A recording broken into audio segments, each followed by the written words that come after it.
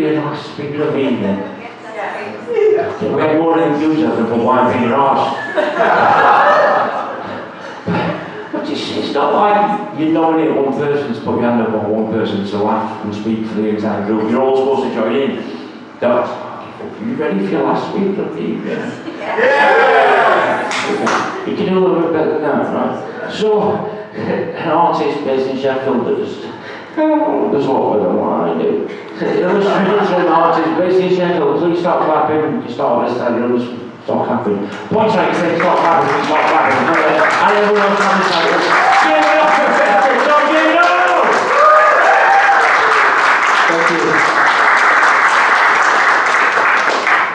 Yeah, thanks for having me down at Sheffield Forum, and thanks for such inspiring talks from Larry and Jack, and Ollie in between, and I hope I can kind of let my pictures do a bit more of the talking. I'm a bit out of practice with public speaking, but we'll see how we go. The beat goes on, maybe at a slightly different tempo, but this phrase kind of became a bit of a mantra for me, especially through lockdown. It comes from the title of a song. It's an older song from the 60s. I think Cher did it at one point, but it became like a 90s remix by a Sheffield band called the All Seeing Eye. So it seemed to fit quite well with a few things that I was doing. I have like the third eye, or I suppose like a first eye if it's just on its own most of the time. But so the All Seeing Eye were a Sheffield band in the 90s who did this song, The Beat Goes On. And yeah, I think I like to use these kind of motivational phrases in a lot of my work. So I've just had an exhibition which I named Out of the Mud, which also I heard from a song lyric, but it was this idea of slowly, it felt like we were coming out of the mud, out of the pandemic and stuff, and kind of seemed like we were just crawling back into normality in a way. But also this idea of, I suppose being based in Sheffield, and there's this idea that you have this otherness of the art scene that's in London, and it's this idea of the grim up north idea that you always seem to be swimming against, and kind of, it was the materials that we were using as well were all out of the mud. I was using raw materials like wood, and I worked with a pottery teacher at the art house where we had the show, and he actually made these huge vases, and then I decorated them live in the space. This was a Oscar Wilde quote that I couldn't resist, kind of flipping with this dad joke, which I'm 3 years into being a dad now, so I didn't have an excuse before, so I kind of have to get away with these puns and kind of pass them off as dad jokes now. But there was this idea of, I've always loved that quote, kind of basing ourselves, and whatever background you come from, he kind of ties you all in of being in the gutter, but you can aspire to look at the stars. And this was a kind of visual representation. I use skeletons and skulls a lot. I suppose they're kind of genderless, and they don't have a specific race. And it works nicely to represent like a character that doesn't have too much definition. Also, I just love the look of the human skeleton. A lot of people who were coming in, the exhibition of Out of the Mud was, it was connected to a church, so there was a few kind of old dears who were wandering in and saying, oh, it's a bit scary, isn't it? But then I walked into the church and there's all these graphic depictions of the crucifixion, and it seems to be, it's just what you become used to, I think, and what becomes second nature of looking at. Because I remember describing to my young niece that she had a skeleton inside of it, and she was really freaked out because she just thought of a skeleton as like a Halloween character who had never considered the anatomy side of it. But this was an image I did a few years ago. It started off for an exhibition that Pete McKee put on, called No Words, and he asked artists to do like a comic strip that didn't have any words. The phrase was added later on, I don't know if you can read it here. Whether you have a half full or a half empty attitude, it's reassuring to know that good things can still sprout up to surprise you even after the last drop is gone.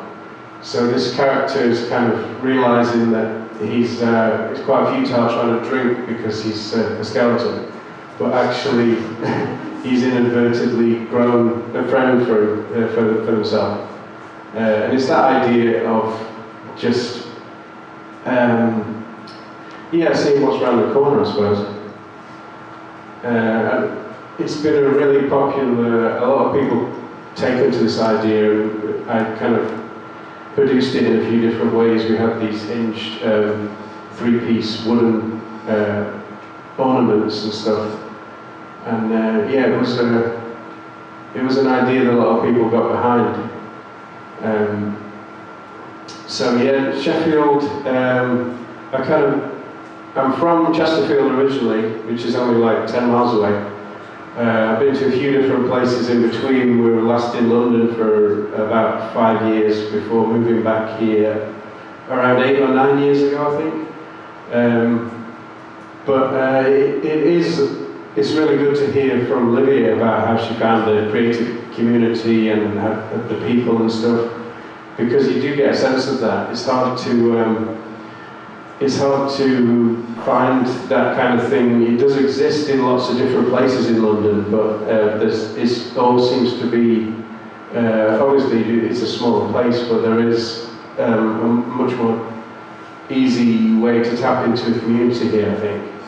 And there's this idea with this piece of Sheffield being the base, but you having these wings and being able to rise up and seeing different opportunities and stuff like that. So this was based on a piece that I've recently installed in the Washington pub.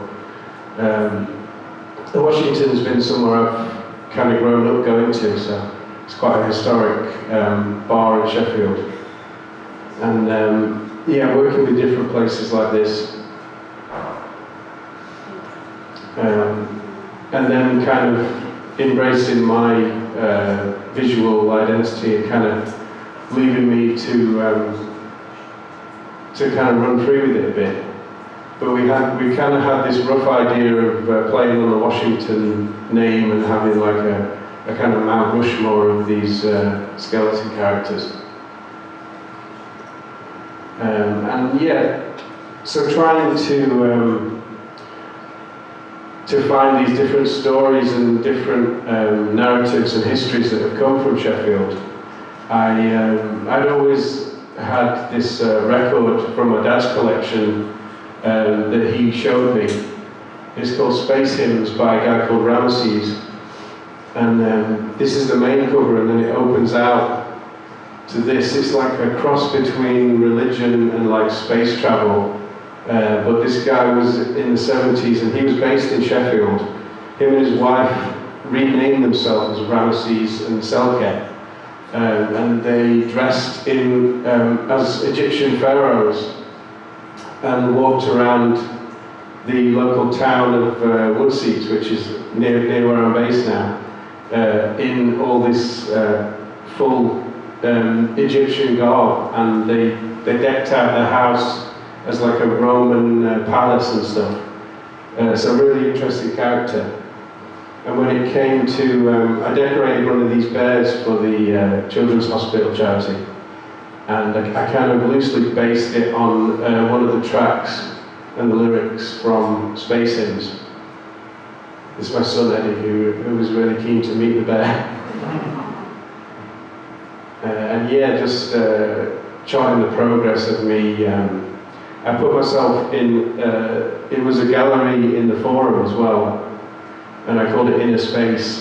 This was just as we were kind of coming out of lockdown, but there was still a weirdness about whether we should be going to places like this. It kind of worked well in the space because I was in one of these units in the Forum with like a full glass sides, and it was kind of this fishbowl kind of thing where I was in there painting on this bear, and people could walk past. If they wanted to come in, then they could, but there was also this opportunity for people to keep the distance at this point, and kind of ease back into viewing art, I suppose, which was such a weird time after all this time of not being able to do anything like this. But it was a great opportunity. A lot of the artists that got involved in the bears would just kind of work in their own studios. So giving the public an opportunity to see this process was a really nice thing to be able to do.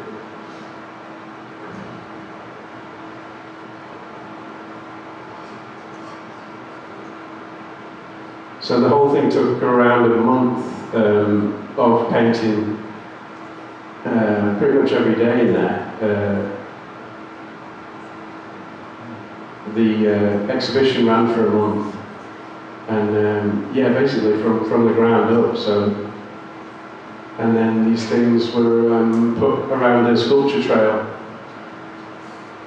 I get the pens for free, so I kind of do this blatant product shot, and they send me some pens. But yeah, it was a great thing to do. This was a few years after I'd already done one of the elephants, which we'll get to soon. So he kind of charted this process right the way through, and he was really happy to see it out on the streets. And then the crazy thing was that the artist from the record, Selke, who's the widow of the guy Ramesses, she was involved in the record as well. She'd heard about me naming the bear after their song. She travelled up, lived down south. She'd not been back to Sheffield in over 50 years, and she came up to meet the bear. So she kind of signed my dad's old record, which is now mine. And yeah, it was just great to meet her, and she was just so enthusiastic about someone picking up on this stuff, because it's kind of you get so many Sheffield bands that are part of the history, but there's certain acts that kind of get a bit more forgotten, so it was really good to kind of shine a light on them. Yeah, this was, so this is how they used to dress. Even just walking around Sheffield, this is how they used to dress. I thought they were such amazing characters. And this just shows you how the record industry worked. It was called Quasar One, but I guess they just said it down the phone, and the record company put it out as Crazy One, so it never actually came out with the right title. But now the bear lives in Bear Tree Records, which is just a few doors down from where I painted it, because I kind of already designed their logo, and I've got a friend there who runs the place. So. And I think it was 2016. I guess they did want to have these things more close together, but the bear was really delayed with lockdown. But then the elephant was based on an elephant who lived in Kelham Island, actually, called Lizzie. And she was an ex-circus elephant who was put to work in the steelworks, carrying girders and such. So she became Sheffield's first sculpture. I think there's around 50, there may be more bears actually. But this one, so I didn't do it in public, this one obviously was in a warehouse. So this one had been named The Beat Goes On, after the All Seeing Eye song. It was placed in Crystal Peaks actually, so I think less people saw it than my bear. So I had these hints of these crystallized peaks in there. Yeah, 2016 for that one. And I worked with Crystal Peaks to create this trail that went right through the shopping centre so the kids could kind of chase this elephant and stuff. This actually now lives on the roof of the Great Gatsby beer garden. So they're in walking distance of each other. It's really great to have these two things that are still available for the public to see. A lot of elephants and bears have gone to like private collectors and stuff, so they're kind of out of the public eye. But I've written this thing about, Tom J Newell's elephant. Well, I wrote it about kind of third person in myself. Tom J Newell's elephant stands on legs of steel rising up from Sheffield's industrial roots. The four foundations were forged to support the city where musical machines mutated the monochrome drums, pounding a rhythm to the brain. The all-seeing eye looks on across 7 hills with peaks of crystallised in culture and crafts, with sound patterns pumped out from pop record pressings. The painted pachyderm ponders and the beat goes on. So yeah, I studied fine art actually in Sheffield. Part of that was doing creative writing and stuff.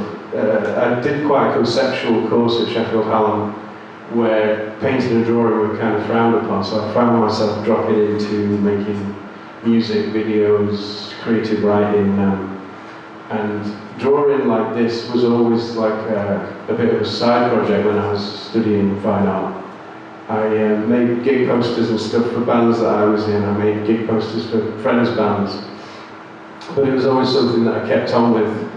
And when I was out of that kind of art school bubble, I kind of fell back into making a living through illustration, more illustrative work. So after as part of the elephant project, we made these colouring sheets. And this was just some kids going crazy on a huge one that we had printed out for Crystal Peaks. So yeah, being able to get work into the public sphere like this has always been really great to see how people react to it. This wasn't actually painted by me, it was painted by a friend of mine. During like peak lockdown, he had to abide by all kinds of like distancing rules, even with the team that painted it with him, but it was on the back of the Frog and Para. And this was a point when none of the pubs were even open, but it just became like a talking point of people that were kind of passing through town and would see it. It was a real honour for me to work with Guinness.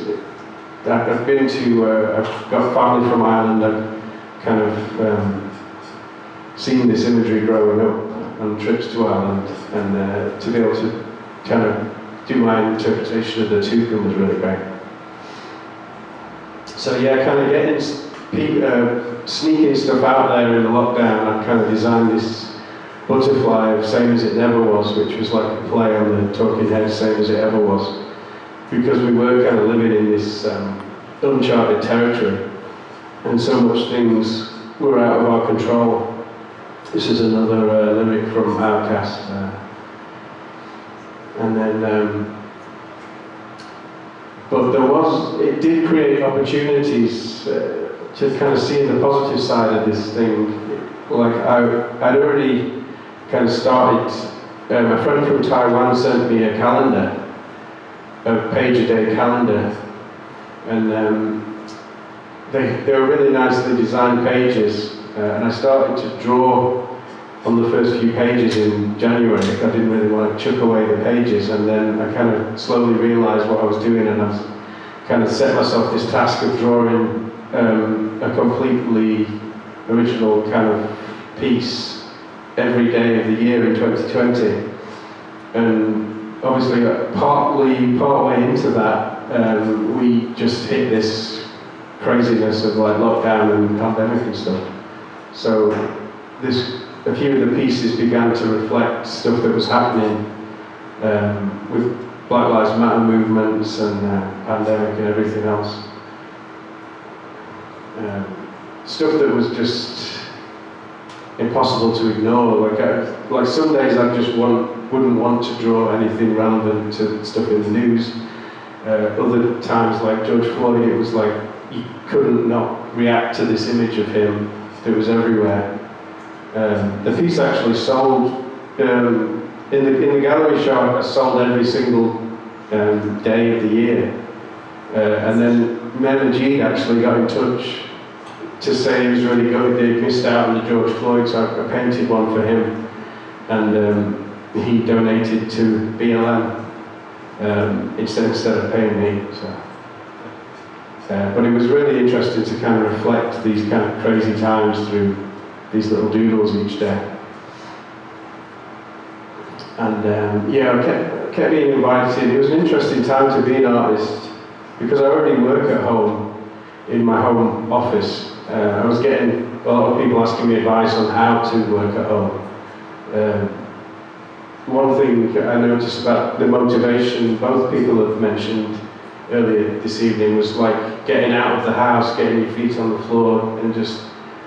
So I often find myself leaving the house, going out to get a coffee, and then going back to the house. And you kind of got it in your head that you're in a different place, really, because you have to separate the place you live and the place you work, even if it's the same place. But obviously, this became a test for everybody during lockdown, where home was where you had to be, really. And I got invited to do this kids' page for a kids' colouring book. Just as this was all starting, I had this idea that we're all in the same boat, and there was all this chaos happening, but we could kind of help ourselves through it together. This was even pre-mask, when masks became a huge thing. So I got, in retrospect, I've got this like super spreader kid just screaming in the middle of the boat. But I had all these hand sanitizers and toilet paper was a recurring theme. This is one of the kids sent me. But yeah, going through lockdown as well, just a few months before it all kicked off, we had our first baby, our son Eddie. And this was an idea that I had while my wife was pregnant. This is called Pass the Torch. So it's this idea that we're not so much passing the torch to them, they're kind of igniting us with this new passion for life. So I've got this kind of cup engulfing the parent or the carer in flames, and just lighting up their world in a way. Yeah, this was from an online interview I did about peace. But it's still true, he just turned 3, but I kind of learned as much from him as he does from me, which I think it's kind of a similar way to a teacher and student situation, I suppose. It's always a two-way relationship. And yeah, so this is me working at home, the way I did through lockdown, and the way I always have. Because I found this older picture of me working again in the attic, but this was in my parents' house when I was growing up. This was quite an eye-catching jumper that my nan had made me at the time. I'd just moved up into secondary school, and she announced that she'd made this amazing jumper. And but she was completely blind since her 30s. A friend had actually helped her with the picture, obviously, but she'd made the rest of the jumper. She was a keen knitter. So between me and my family, we had this kind of white lie running that I was actually wearing the jumper more than I was, but I never actually wore it to school because I was just kind of petrified of what would happen in the playground. So I got to dedicate this piece to my nan, Joyce Newell, when I was asked by a tequila company to create a memento mori skull. Again, it's just, different cultures have such a healthy outlook to death more than other cultures do, I suppose. So I love that idea of celebrating death in the Mexican traditions. So I got this kind of blindfold over her, but she did have these heightened senses like the third eye. So she had all these little tricks that she had. She had different numbers of safety pins in the sleeves of her clothes to tell her what colour she was going to wear. Like even though she was blind, she didn't want to be seen to be going out of the house in the wrong colour that didn't match the outfit and stuff like that. This was a photo bond by my cat at the time, who's also sadly passed away, so R.I.P. Tina. And yeah, I painted, after that I painted a few of these plaster skulls that were all bought by private collectors and stuff. And yesterday I bought this huge skull from Sainsbury's. If anyone follows me, they might have seen this on my stories. But I actually got more reaction from this photo than I have from any of my work for a long time. But yeah, always back to skulls. Skulls are never too far from my thoughts. And yeah, this is an idea of just scrolling through Instagram and seeing something, and then just kind of being inspired to put it in do my own take on it in a sketchbook, and develop it into something. And then going back through sketchbooks, I might use it to use an element for something else I'm doing. So this is a residency I do with a friend, playing music at the Picture House. And yeah, I've always collected records, played records, kind of really inspired by hip-hop culture growing up in the 90s, and DJing. I entered the DMC Turntable Championships in the mid-90s. So playing records, kind of messing around with records, making weird sounds, it's always been something that goes hand in hand with my artwork. So now I'm able to play records every month through Mondo Radio, which are based quite near here actually. I'll just check on time, so we might skip quite quickly through some of these. But yeah, my last show I was able to play a lot of Wu-Tang. I was able to make a poster for them for a show they did last week in Phoenix. So it's really great to work with people like this, and a lot of it just comes out from putting yourself out there online and people reacting to it. And Instagram, even though it's kind of lost a lot of engagement, there still is opportunities to be made on there, I think. So there's just a quick sketch of SpongeBob except with one eye, and then this company, Unbox Industries, contacted me and said they're working with Nickelodeon, and do I want to make it into a toy? So, and that happened, and it was kind of branded as the official SpongeBob toy, but like my take on it and stuff. So we did two versions.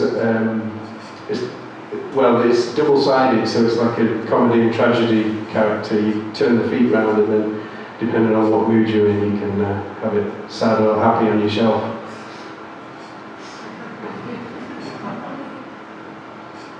And then they just released. So the idea was this was kind of my colourway, because I work in black and white a lot, and then they did the classic SpongeBob recently. It's all kind of made and sculpted in Japan, and all sold out quite quickly. So yeah, just kind of getting these things out into the real world. I mean, news agents have always been like a complete portal for me. Growing up in Chesterfield, which was like a very small town near Sheffield, Sheffield was always this other place of like, it just seemed like another world completely. We had more shops, more going on. But for Chesterfield, like the local news agent was just this, just the website, the World Wide Web of its day, I suppose. And you had access to literally see everything else that was happening in the world. So being able to go into a news agent and see something I've done now is a real treat. So, and yeah, Frank Zappa was someone that my dad always used to play. So I was able to do this for Classic Rock magazine. Another one for Classic Rock magazine, they asked me to do an interpretation of the Cream cover for a free CD that came on the front. And yeah, live drawing and stuff. So this was a piece for Millennium Galleries to coincide with Hope is Strong. exhibition they had. And for the opening night, I was there painting this. So I was able to finish this in a few hours, and eventually it was auctioned off for charity. It's now in Pena, just around the corner. And yeah, just picking things up and using different things that are, instead of like bringing new prints or paintings into the world, just like vandalising pebbles and stuff, I suppose. So this was a pebble that I found on Holy Island near Lindisfarne when we were up there on holiday. There was this little outreach of land that was called the Hermit's Island, so it felt like quite a meaningful place to pick up a rock and take it home and paint it. So I did a few of these. Yeah, and just letting the materials dictate to you. Like I picked up a bunch of these Pantone cards and decorated these, and just put these on social media every now and again, and just, especially through lockdown, just to keep some kind of engagement with the outside world was really good.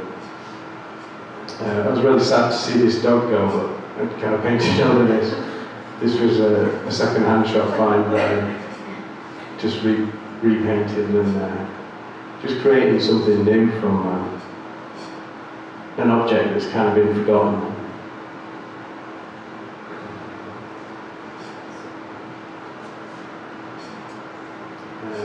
Oh yeah, and so I guess I've always felt privileged, even to struggle by as working as an illustrator and artist. It still feels like a privilege to be able to do something that you love. So whenever I can work with charities to kind of give something back, I always take the opportunity if there is time. And I got asked to do a design for this independent Sheffield brand, and so I contacted the guy who'd sculpted the Women of Steel, and asked his permission to kind of redraw him in this way, like a playing card idea. But we gave the money to Together, which was a women's shelter kind of thing near the train station. So. And yeah, I was really inspired by Livia's self-published book, because I think my next thing that I'd like to do is to make a children's book. I kind of find myself reading all these children's books to my son now. It's still one of my favourite books. I won't even say children's book is favourite book, is Where the Wild Things Are. It's always something that I go back to and look at the imagery and stuff. And yeah, I was invited to be part of a show on Roadhouse, Patrick Swayze. So this is kind of words to live by, I suppose. And then words to leave by. I was invited to be part of a Yorkshire tattoo-inspired show. And so, yeah, this is a phrase that I've always loved. So that's it.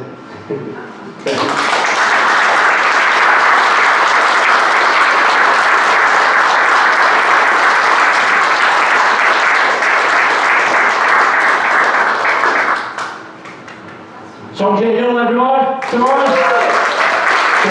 Tom J Newell. Here we go.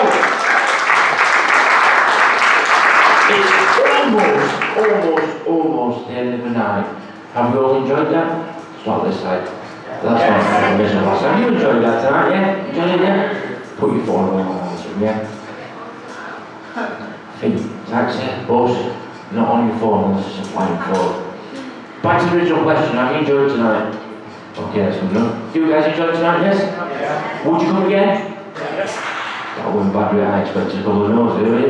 So I believe the next one of these is going to be in February next year. That's right, yeah? Don't give anything away, I've paid for everything away.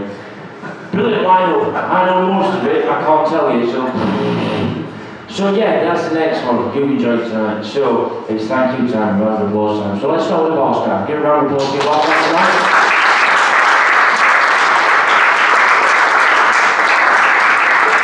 if you talk a little bit louder, they may stay open a little bit longer so you can get another drink. Is that right? No. Not buying it away. If you want to find out any more about my comedy nights and anything else like that, just search me up online on all socials. Ollie Clark 810. It will put you onto one of my pages. Or should be linked to all the others because you spam the shit out of everyone. Also, thank you to Becky and Rob and everyone else at Sheffield Forum. Yes.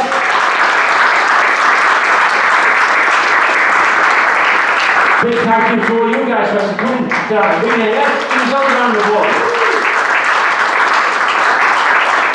And then your speakers tonight, I'm pretty sure if you want to speak to them or follow them online, they've all got their own social medias. If you want to actually speak to them and ask them questions, which you definitely hand up earlier, I'm pretty sure they'll be fine when you go and speak to them after this. So first off, we had Mr. Jack Hunt Spivey. And then there's Bahera. And then you see Tom J Newell there. I've been all the park. You'll be now there. Thank you very much. Hopefully we'll see you all again in February. Thank you. Good night.